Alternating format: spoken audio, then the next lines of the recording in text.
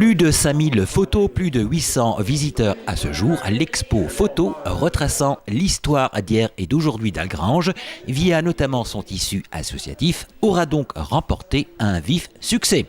Voilà donc une expo qui a été vue à la loupe par les visiteurs qui se sont vus ou ont repéré des amis ou membres de leur famille au gré des animes des associations, au gré des photos d'école ou encore au gré des nombreuses grandes et incontournables manifestations algrangeoises d'hier et d'aujourd'hui.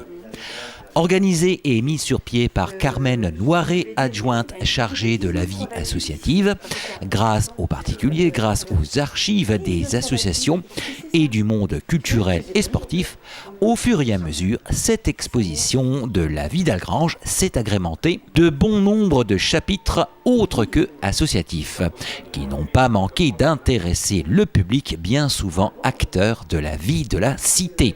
Monsieur Perron, maire d'Algrange, lors de l'inauguration. On a déjà commencé par cette expo photo avec une première volonté, c'était de mettre à l'honneur toutes les associations de la ville d'Algrange.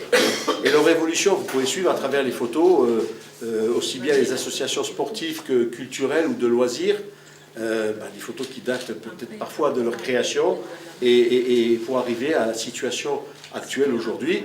Vous avez quelques autres photos qui sont moins associatives, mais qui traduisent aussi la vie de la ville d'Algrange. Donc il y a à peu près tout ce qui est exposé. Vous avez également les écoles qui sont présentes avec un certain nombre d'animations qui se passaient au niveau des établissements scolaires de la ville d'Algrange. Et vous savez qu'il y en a quand même pas mal. Donc tous les jours, ce mini-musée photo est ouvert à la population. Et puis je sais qu'il y a pas mal de monde qui est venu par curiosité voir, où se trouver sur des photos. Donc c'est plutôt sympa. D'autant plus sympathique que cette exposition aura regroupé toutes les générations. Du foyer des anciens, séquence émouvante pour Carmen car tout le monde y a été de ses anecdotes, aux écoles de la cité aux Quatre Mines. Et les Quatre Mines, la jeunesse algrangeoise connaissent leur nom. Au niveau des mines à Algrange, vous savez combien de mines il y a eu à Algrange? Bravo! Et lesquelles? Alors je vais vous le dire. Moi j'habitais à Algrange. Au stade, tout au bout du stade, il y avait la mine de Rochevillers. Après, il y avait la mine d'Anchevillers. C'est juste en face de la fresque. Dans les parages, là. Vous connaissez la grosse fresque, oui. Il y a l'hôpital, il y a une route qui descend comme ça. Et juste en face de cette route, c'est la mine Sainte-Barbe.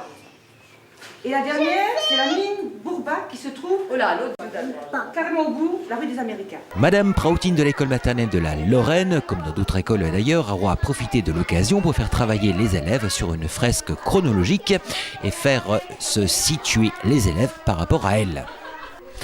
En marge de l'expo, il est à noter qu'un jeu était organisé par Carmen. Il s'agissait de trouver, entre autres, le nombre de photos faisant partie de cette exposition.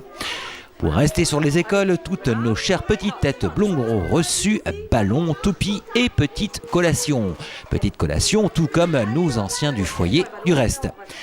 Bravo pour cette exposition qui aura intéressé décidément beaucoup de monde et auprès de laquelle on pouvait apprendre bon nombre de choses sur Algrange, ses associations, date de leur création, ses animations passées ou encore celles qui perdurent, ainsi que la création de ces salles culturelles et sportives.